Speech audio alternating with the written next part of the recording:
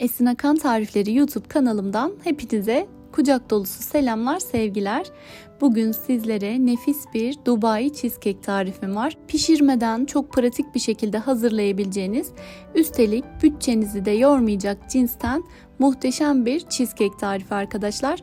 Buyurun hiç vakit kaybetmeden bu güzel tarifin hemen detaylarına geçelim. Öncelikle tabanını hazırlamakla başlayalım. Uygun bir kabın içerisine yaklaşık 300 gram kadar kavrulmuş kadayıfı alıyorum. Üzerine 2 yemek kaşığı erimiş ve soğutmuş olduğum tereyağını ilave ediyorum.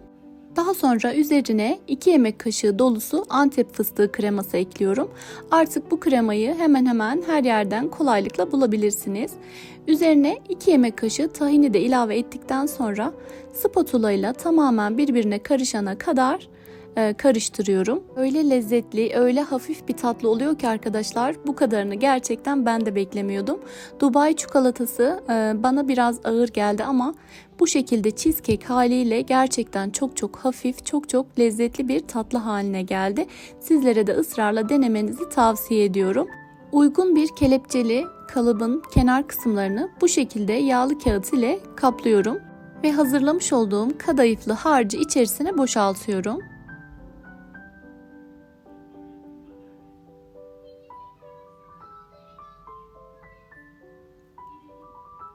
Spatula ile bu şekilde bastırarak iyice sıkılaştırıyorum. Bardak veya kasede kullanabilirsiniz. Tabanını hazırladıktan sonra bu kısmı buzdolabına kaldırıp kremasını hazırlayana kadar buzdolabında bekletiyorum. Evet, artık biz de kremasını hazırlamaya geçebiliriz.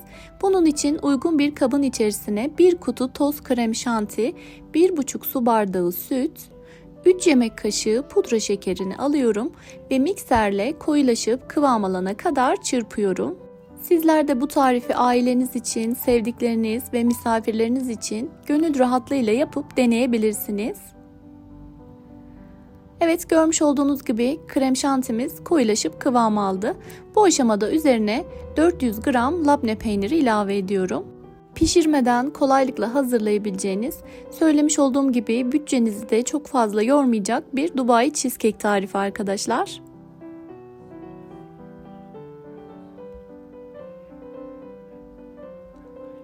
Evet, labne peyniri de kremaya karıştıktan sonra üzerine son olarak bir dolu yemek kaşığı Antep fıstığı ezmesi ekleyerek tekrar mikserle çırpıyorum ve kremamı hazır hale getiriyorum.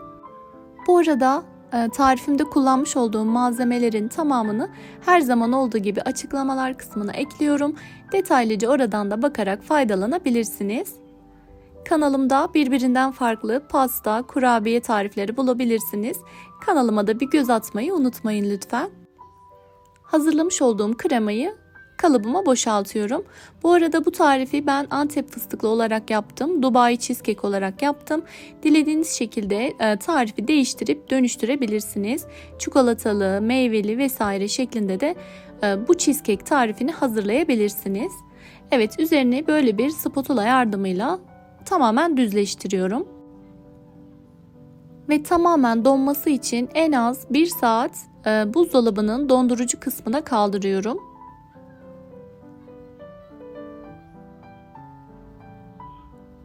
Cheesecake dondurucuda iyice soğuyana kadar biz de üzerinin ganajını hazırlamaya geçebiliriz. Bunun için uygun bir sos tenceresine 200 ml sıvı kremayı alıyorum ve kaynama noktasına gelene kadar ısıtıyorum. Üzerine 180-200 gram kadar çikolata ilave edip karıştırarak tamamen erimesini sağlıyorum. Ve eridikten sonra sıcak değil, biraz ılıdıktan sonra kullanacağız. Evet, ganajımız hazır.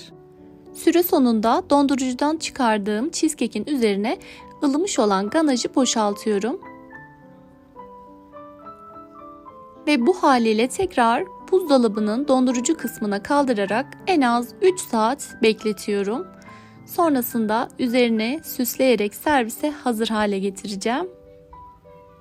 Evet, kenarlarındaki yağlı kağıdı kaldırdıktan sonra artık cheesecake'imizi dilediğimiz şekilde süsleyip servis edebiliriz.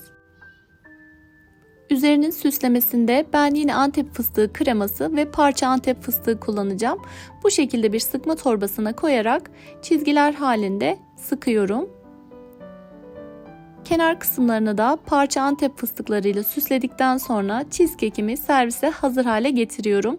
Bu şekilde hem görseli çok güzel hem de pişirmeden hazırlandığı için çatlama riski olmadan harika bir lezzet çıkıyor ortaya. Sizlere de daha önce söylemiş olduğum gibi bu tarifi tereddütsüz deneyin diyorum.